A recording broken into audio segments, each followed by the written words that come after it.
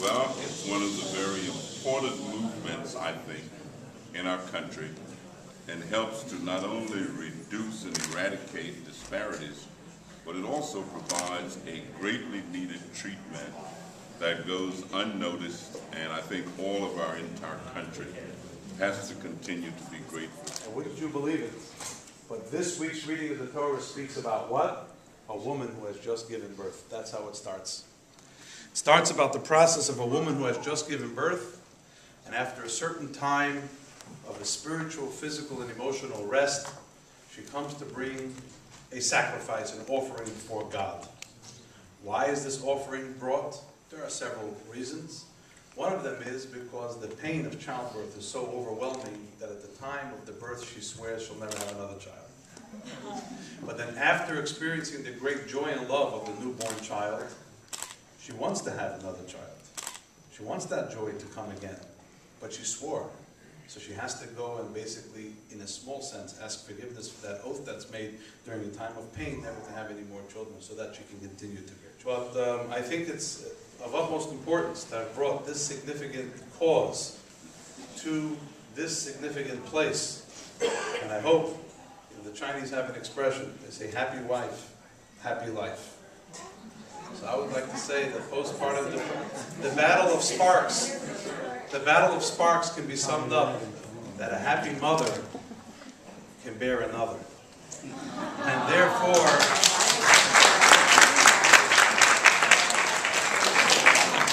therefore I hope that sparks will bring a blessing to so many people who will find the rejuvenation and the nurture that they need, so that the world can continue to bring forth good people, wonderful people, not only for the Jewish people, but for all of mankind.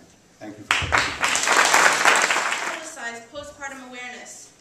Those women suffering from postpartum depression must know that they can get help. They can be healed.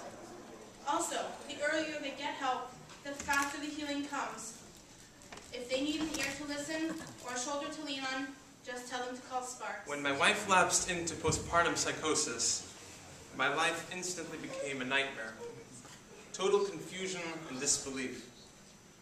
I feared I'd lost my wife forever. I'd never experienced or even heard of such a thing like this. She needed to be hospitalized for 8 days, placing me under the great stress of now having to be responsible for our 4-month-old son. I needed answers. What just happened? What was actually wrong with her? Who could diagnose her? How would we treat her? Could she even be treated? I did not know where to turn. I nearly collapsed under the pressure. This was the biggest challenge I'd ever faced.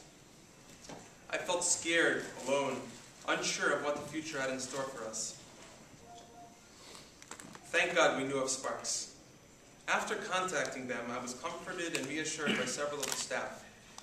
I phoned them daily throughout that week, speaking to hotline representatives, receiving constant encouragement and support. In addition, they guided me towards competent mental health professionals.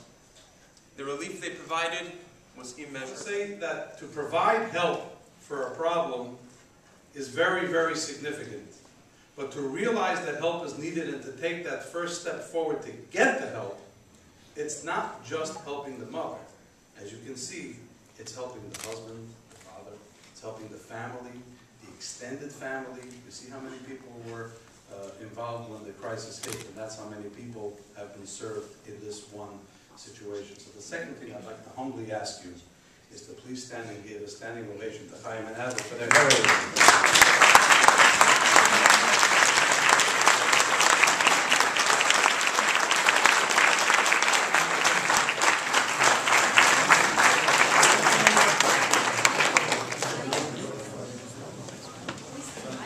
Esther is truly a woman of valor.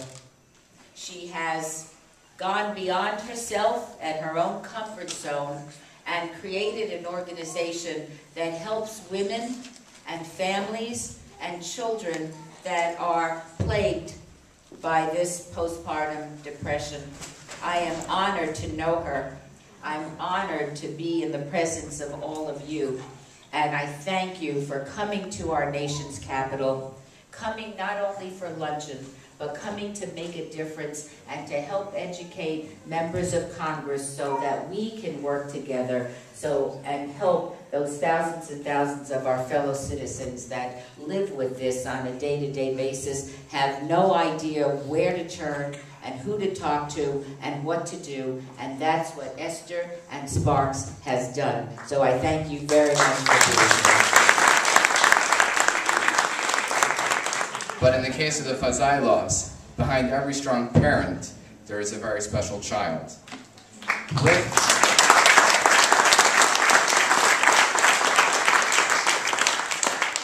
With the Fazai laws today, they brought along Shelley. Shelley is an inspiration to myself. When I was talking to her mother, we were talking about how they got involved with Sparks. And she told me a phenomenal story. When Shelley became bat mitzvah, they were talking about different ways to celebrate it, not only financially, but more spiritually, and how they could turn this into something that could help a cause that's so dear to their parents.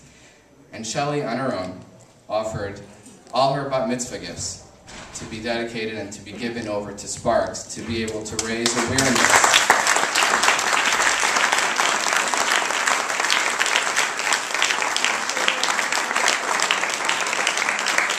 To be able to raise awareness and to be able to help them in their very important mission.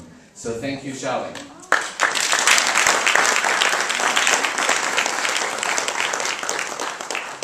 And it was a lot of money.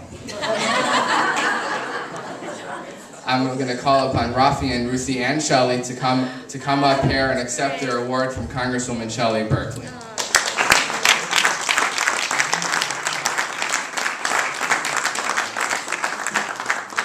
Thank you. On behalf of everybody here, it gives me extraordinary pleasure to be able to present you with this token of what you have accomplished so that you can see it in a most concrete way. But I can tell by looking at you, it's Shelley from one Shelley to another. You're the future of our people, and I think in your hands we're in very good shape in our next generation. We donated the money to Sparks, and Shelley was unbelievably immediately chose this as her cause. I came to understand that even my own mother, when she had my brother, not me, that my brother suffered a very severe postpartum depression. And it caused my father to really not understand how to deal with it. He really didn't understand, and he really couldn't, talk about it because it wasn't really discussed in his era.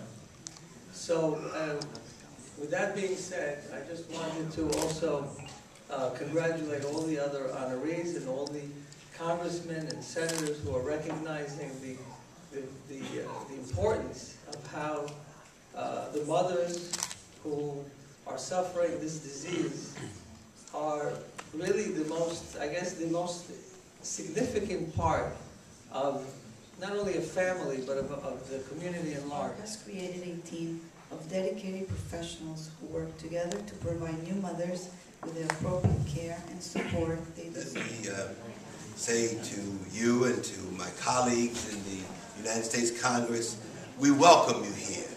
We are happy to see you here because we need your help. There's no question about it in so many ways.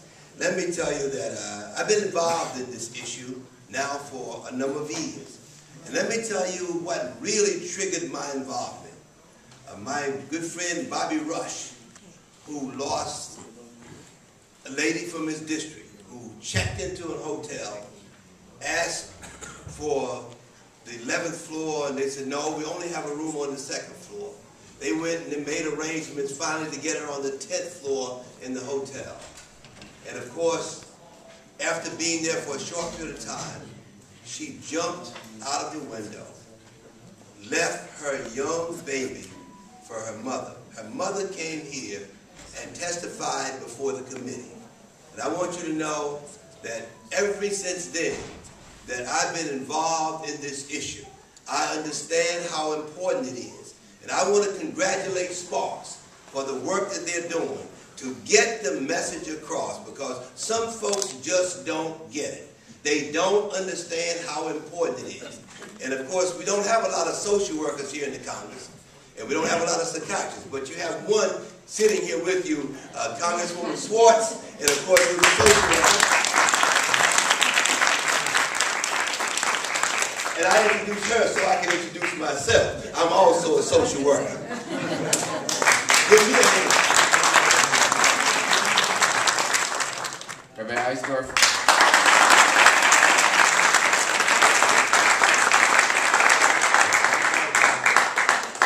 Rabbi Eisdorfer is a one-of-a-kind gentleman of humility, and we're not going to get into everything that he does, but suffice it to say that his donations to various causes within his area and as well as outside of his area, and as well he is an active board member of numerous community-based organizations and is a committed volunteer with several others. Rabbi Eisdorfer, please come forward.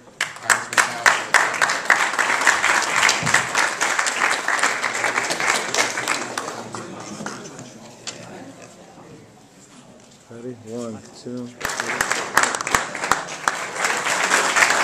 Thank you, Congressman. I know firsthand Sparks Hotline is constantly receiving calls from all over the U.S., abroad, let alone from our own tri-state area.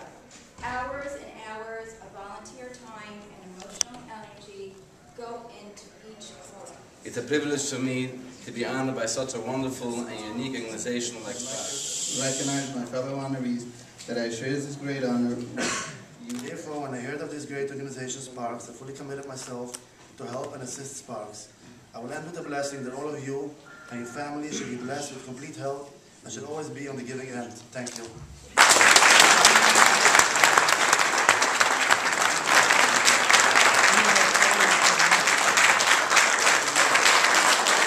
About this crowd. It's my honor now to introduce one of your honorees, Rabbi Eli Abadi,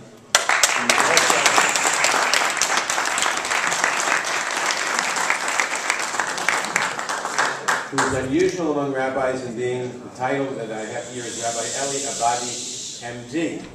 That's rather unusual. We know that the Tanaim all had different occupations. One was a cobbler, a shoemaker, a carpenter, or whatever. And Rabbi Abadi follows in that tradition, not only a rabbi and Talmud Chacham, but has a different occupation, which is also a service occupation that helps people. And Yirtzeh Hashem will accomplish its goals, or at least its stated goal in his name. So I am very glad that you have chosen to honor Rabbi Abadi, and I thank you for asking me to introduce him. And Rabbi Abadi, come up here.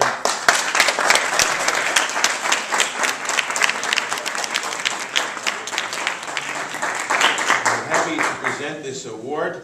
It says on top Sparks, and then Birchat Habayit. I won't read the rest of it. You know what Birchat Habayit means.